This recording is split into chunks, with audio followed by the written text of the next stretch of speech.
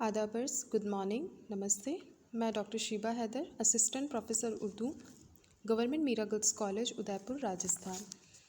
मेरे अज़ीज़ तलबा, मेरे प्यारे बच्चों, कोरोना के इस दौर में जहां हमारे कॉलेजेस में इस वक्त क्लासेस नहीं हो पा रही हैं, ऐसी सूरत हाल में आपको तालीम में काफ़ी मुश्किलात पेश आ रही हैं।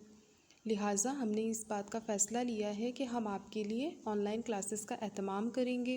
आपके लिए सब्जेक्ट वाइज़, सिलेबस यानी निसाब वाइज़ और यूनिट वाइज़ हम वीडियोस तैयार करेंगे, जिन्हें कॉलेज के यूट्यूब चैनल पर, व्हाट्सएप ग्रुप पर हम आपको मुहैया करवा देंगे।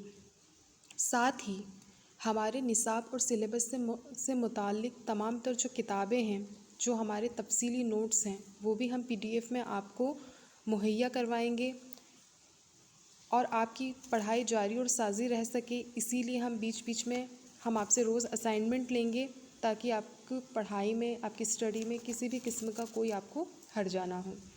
तो चलिए, इसी सिलसिले के तहत, इसी प्रोग्राम के तहत आज हम अपनी पहली वीडियो जो आपके निसाब से मुतल्लिक़ यानी आपके सिलेबस से मुताल्लिक़ है, हम उस पर आज तफसील से गुफ्तगू कर लेते हैं। चूँकि आपका ताल्लुक़ MA फ़ाइनल के उर्दू अदब से है, MA फ़ाइनल में जो उर्दू अदब है वो कमोबेश 4 पेपर्स हैं आपके। जो आपका 5वां पेपर है वो है उर्दू नॉन फिक्शन, जिसमें आपको नॉन फिक्शन से मुताल्लिक़ पढ़ाया जाएगा। जो आपका 6ठा पेपर है वो है आपका उर्दू मसनवी और नज़्म। आपका जो 7वां पेपर है जो है उर्दू तनक़ीद से मुताल्लिक़ है, और जो आपका 8वां पेपर है वो की स्पेशल स्टडी पर मबनी है। यानी स्पेशल स्टडी में आपके लिए गालिब एक ऑप्शन है, सर सैयद एक ऑप्शन है और साथ ही प्रेमचंद एक ऑप्शन है। मैं शीबा हैदर आपकी जो टीचर हूँ, मैं आपको स्पेशल स्टडी के पेपर प्रेमचंद यानी जो आपका खुसूसी मुताला जो प्रेमचंद पर है, मैं उस पेपर को आपको पढ़ाऊँगी। तो चलिए, हम अपने निसाब से यानी अपने सिलेबस से जो गुफ्तगू कर रहे हैं वो सिर्फ़ और सिर्फ प्रेमचंद के हवाले से करेंगे। तो इसी सिलसिले से हम आगे बढ़ते हैं। हमारा जो सिलेबस है प्रेमचंद से मुताल्लिक़, जो स्पेशल स्टडी है, स्पेशल स्टडी यानी खुसूसी मुताले से मुराद ये होता है कि आप किसी एक शख्सियत, एक राइटर, एक अदीब के बारे में तफसील से उसके बारे में जायज़ा लें। ये आप इसे अगर है ना MA की स्पेशल स्टडी को आप एक तहक़ीक़ी मकाला भी कह सकते हैं, तनक़ीदी मकाला भी कह सकते हैं, एक डिज़र्टेशन भी कह सकते हैं, मिनी MPhil भी कह सकते हैं। यहाँ पर आपको एक ही शख्सियत के ऊपर अपनी सारी तवज्जो को मरकूज़ रखना होगा। यानी प्रेमचंद के पैदा होने से लेकर उनकी सारी ज़िंदगी, उनकी हयात, उनकी पैदाइश, उनकी अज़दवाजी ज़िंदगी, उनकी तालीम, उनकी पेशा वग़ैरह हर चीज़ के बारे में आपको पता होना ज़रूरी है। और साथ ही वो किस किस्म का अदब लिखते थे, क्या क्या लिखते थे, किस तरह से लिखते थे, क्या उनका स्पेशलाइजेशन था, उनके हर अदब पर आपको बारीक बारीक निगाहें डालनी होंगी, तफसील से पढ़ना होगा। उन्होंने अगर अफ़साने लिखे हैं तो तमाम अफ़सानों का आपको पढ़ना होगा, उसका ख़ुलासा करना होगा, उसका तनक़ीदी जायज़ा लेना होगा। अगर उन्होंने नावल लिखे हैं तो उनके नावलों को पढ़ना होगा, उनका तफसील से ख़ुलासा करना होगा, उनका जायज़ा लेना होगा। यानी आप ये कुल मिला के ये समझ लीजिए कि किसी शख्सियत यानी स्पेशल स्टडी एक शख्सियत पर मबनी होता है और उस शख्सियत के बारे में आपको मास्टर होना ज़रूरी है, आपका उस फील्ड पर कमांड होना ज़रूरी है।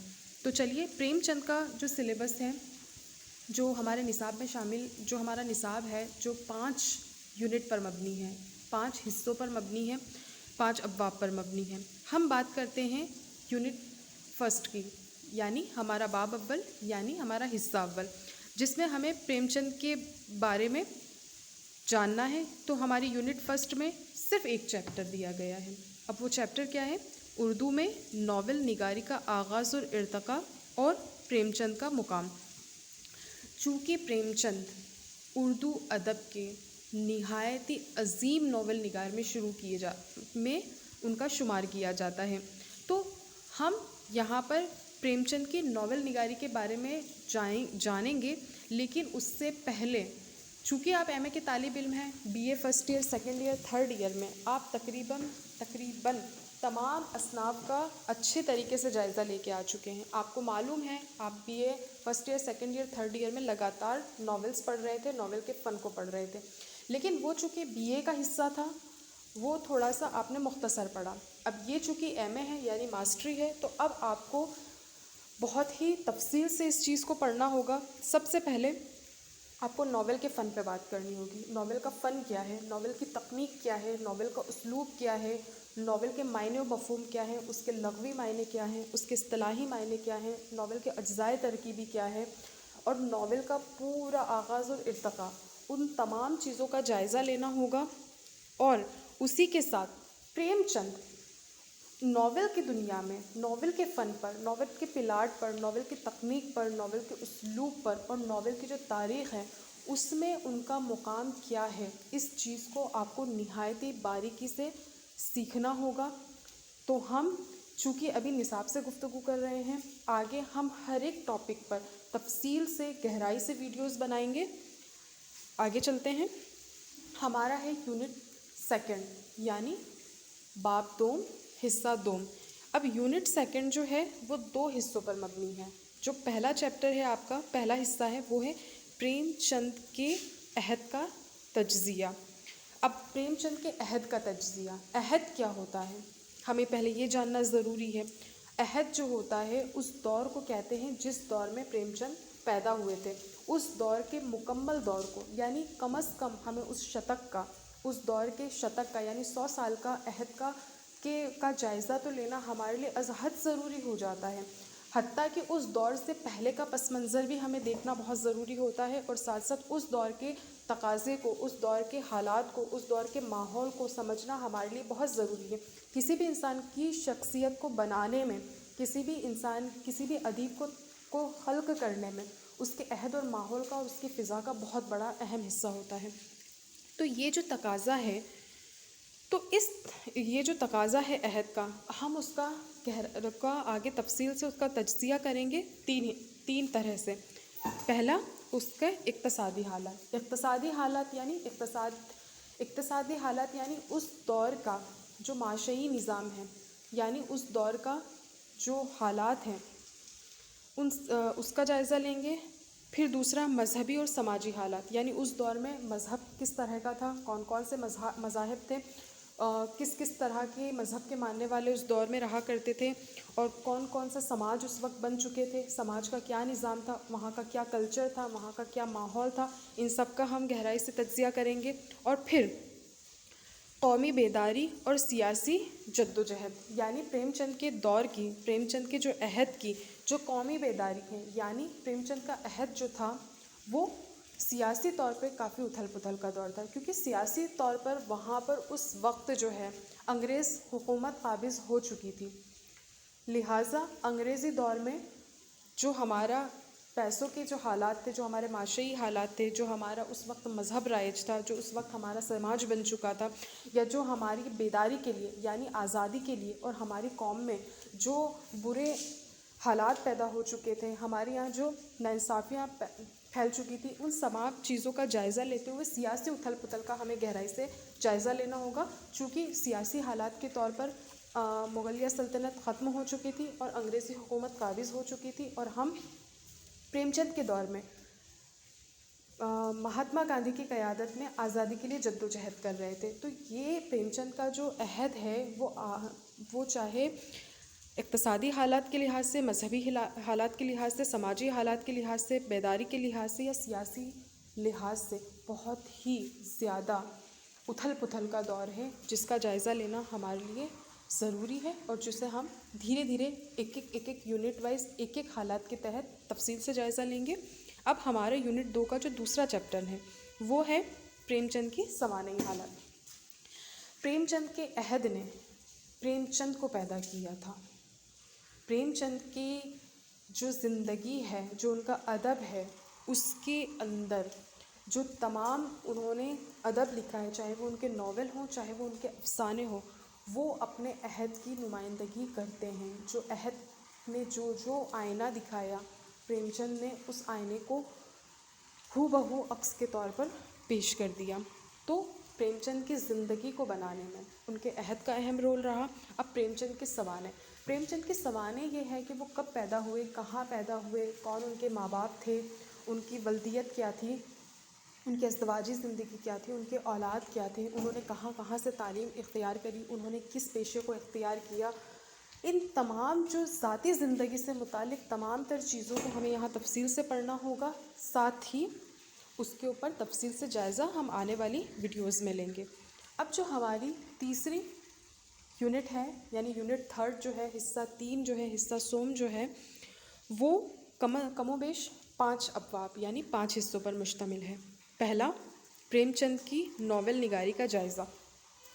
یونٹ فرسٹ میں ہم ناول نگاری کے فن پہ بات کرتے ہوئے پریم چند کے مقام کی بات کر رہے تھے, لیکن یہاں پر اب ہمیں پریم چند کے جو ناول جنہوں نے لکھے ہیں اس ناول کو, ناول کے فن پر, ناول کی تکنیک پر, ناول کے اسلوب پر وہ کھرے اترتے ہیں یا نہیں, ہمیں اس چیز کا جائزہ لینا ہے. ہمیں ان کے تمام ناولس کو, کے پلاٹ کو, اس کی کردار نگاری کو, اس کی منظر نگاری کو, اس کی ظرافت نگاری کو اور اس کے موضوعات کا ہمیں انالائسس کرنا ہے, اس کا تجزیہ کرنا ہے کہ کیا واقعی میں پریم چند جو اپنے عہد کے سب سے بڑے ناول نگار مانے جاتے ہیں, کیا واقعی میں ان کے ناول اس فن پہ کھرے اترتے ہیں یا نہیں. یہ آپ کو سوچنا ہے, آپ کو پڑھنا ہے, سمجھنا ہے, اور جس کے بارے میں ہم دھیرے دھیرے ویڈیوز میں ہر موضوع کے اوپر الگ سے بات کریں گے. جو ہمارا دوسرا چیپٹر ہے وہ ہے پریم چند کے ناولوں میں ذہن اور طرز بیان کا ارتقاء.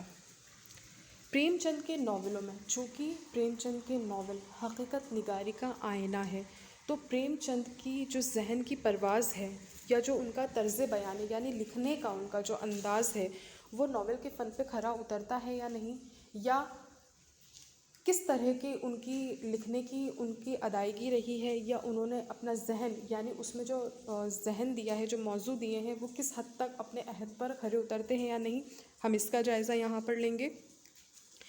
اب جو ہمارا تیسرا چیپٹر ہے وہ ہے پریم چند اور مختصر افسانہ. پریم چند نہ صرف ایک بڑے ناول نگار تھے بلکہ اپنے عہد کے سب سے بڑے افسانہ نگار تھے. حتیٰ کہ اردو ادب میں یا ہندی ادب میں افسانے کی ابتدا ہی پریم چند کے ہاتھوں ہوتی ہے. سب سے پہلا اردو کا جو افسانہ نگار ہے وہ پریم چند رہے ہیں. تو ہم پریم چند اور مختصر افسانہ یعنی افسانے کے اوپر بات کریں گے. افسانہ کسے کہتے ہیں, افسانے کا فن کیا ہے, اس کی تکنیک کیا ہے, اس کا اسلوب کیا ہے, افسانے کے اقسام کیا ہیں, افسانے کے اجزائے ترکیبی کیا ہیں, افسانے کا آغاز اور ارتقاء کیا ہے. ان سب فنی لوازم پر بات کرتے ہوئے افسانے کے عہد میں یا افسانے کے اندر پریم چند کا مقام کیا ہے, اس کا ہمیں تعین قدر کرنا ہوگا. جو ہمارا چوتھا چیپٹر ہے وہ ہے پریم چند کے نسوانی کردار. یہاں پر پریم چند کے نسوانی کردار کے اوپر ایک الگ سے ایک چیپٹر دیا گیا ہے. چونکہ آپ ایک ناول نگار بھی تھے, ایک افسانے نگار بھی تھے, اور آپ کی جو کہانیاں رہی ہیں, چاہے وہ ناول کی ہوں چاہے افسانے کی ہوں, حقیقت نگاری پر مبنی رہی ہیں. ان کے جو کردار انہوں نے پیش کیے ہیں, ایسے ایسے لازوال کردار پیش کیے ہیں جو دنیا ختم ہو جائے گی لیکن وہ کردار باقی رہ جائیں گے. تو ان کرداروں میں نسوانی کردار یعنی خواتین کا, یعنی عورتوں کے جو کردار ہیں وہ انہوں نے کون کون سے پیش کیے ہیں, اس کا ہمیں ہر ناول کے, ہر افسانے کے, ہر خواتین کے کردار کو الگ سے جائزہ لینا ہوگا اور یہ دیکھنا ہوگا کہ وہ نسوانی کردار کتنے تابناک رہے ہیں, کتنے ان میں اندر جدت رہی ہے.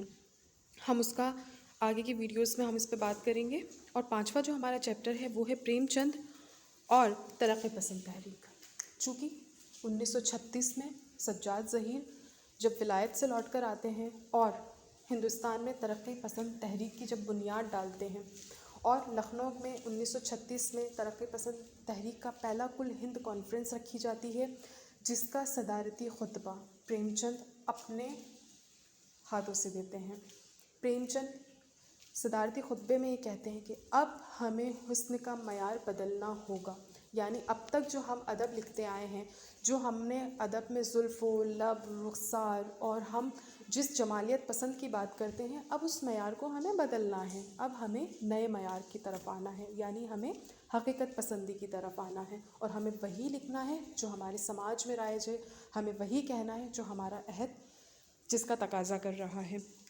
تو لہٰذا ترقی پسند تحریک سے پریم چند کی وابستگی کا تفصیل سے ہم جائزہ اس چیپٹر کے تحت لیں گے، یعنی ہم یونٹ 3 جو ہمارے لیے بہت ہی امپورٹنٹ، بہت ہی اہم یونٹ ہے، اس کے ہم 5 چیپٹر کا آگے تفصیل سے ویڈیو میں ہم اس کی بات کریں گے۔ اب ہم بات کرتے ہیں یونٹ 4 کی، یعنی حصہ 4 یعنی باب 4۔ یونٹ 4 جو ہے وہ 2 حصوں پر مبنی ہے۔ جو پہلا چیپٹر ہے وہ دوسرا جو چیپٹر ہے ہمارا وہ ہے پریم چند کا تصور حیات۔ تصور حیات کسی بھی ادیب کی لکھی ہوئی کوئی تحریر بغیر کسی مقصد کے تحت نہیں ہوتی۔ اگر اس نے کوئی ادب خلق کیا ہے، اگر اس نے کوئی ناول لکھا ہے، کوئی افسانہ لکھا ہے، تو وہ بے مقصد نہیں لکھا ہے، بلکہ ایک رائٹر جو ہے، ایک ادیب جو ہے، جو اپنے عہد کو لکھ رہا ہے، وہ آپ سے تقاضا کرتا ہے کہ جو میں لکھ رہا ہوں اس کے پیچھے میں کچھ کہنا چاہتا ہوں، کچھ بتانا چاہتا ہوں، اور وہاں تک آپ کو رسائی حاصل کرنا از حد ضروری ہو جاتا ہے۔ لہٰذا پریم چند زندگی کے نظریے کو لے کر جو ان کا تصور تھا وہ کیا تھا، وہ اپنے آپ میں ایک فلاسفیکل تھاٹ رکھتا ہے، اپنے آپ میں ایک فلسفیانہ نقطۂ نظر رکھتا ہے۔ ہم اس نقطۂ نظر کو تفصیل سے ہماری ویڈیوز میں دیکھیں گے آگے جو آئیں گی ہماری۔ اب ہم بات کرتے ہیں یونٹ 5 کی، یعنی باب پنچم یعنی حصہ 5۔ یونٹ 5 بھی ہے جو پہلے یونٹ 5 جو ہے وہ ایک چیپٹر ہے۔ اس ایک چیپٹر جو ہے خصوصی مطالعہ۔ خصوصی مطالعے کا مطلب ہوتا ہے خاص مطالعہ، یعنی اسپیشل مطالعہ، یعنی یہ نہیں کیا تو ہم نے کچھ نہیں کیا۔ تو خصوصی مطالعہ ہمیں کس چیز کا کرنا ہے؟ ان کے ناول کا، خاص طور سے گودان اور میدان عمل۔ گودان کا ہم ابھی اوپر ذکر کر چکے ہیں، اس کے ساتھ ہی ہمیں میدان عمل کو بھی خاص طور سے پڑھنا ہے، مکمل پڑھنا ہے، مکمل ٹیکسٹ پڑھنا ہے، ایک ایک لفظ، ایک ایک سطر کو ہمیں دھیان سے پڑھنا ہے، اس کا خلاصہ کرنا ہے، اس کا تنقیدی تجزیہ کرنا ہے، اور ہمیں ان کے ناول کا تعین قدر بھی کرنا ہے۔ اب جو ہمارا خلاصہ ہے وہ یہی ہے، چونکہ ہم خصوصی مطالعہ کر رہے ہیں، اسپیشل اسٹڈیز کر رہے ہیں، تو پریم چند پر ہماری بہت ہی گہری پکڑ ہونی چاہیے۔ چونکہ ہم ایم اے کے اسٹوڈنٹس ہیں، ایم اے کے طالب علم ہیں، تو ہمارا پریم چند کو جب ہم بطور اسپیشل اسٹڈی پڑھ کے نکلے تو ہماری اسپیشلائزیشن پریم چند کہلائے گا۔ ہمارا کہیں پہ کرائٹیریا اگر فکس کیا جائے گا کہ آپ کا اسپیشلائزیشن کس میں ہے، تو ہم بفخر ہمیں کہنا ہوگا پریم چند میں۔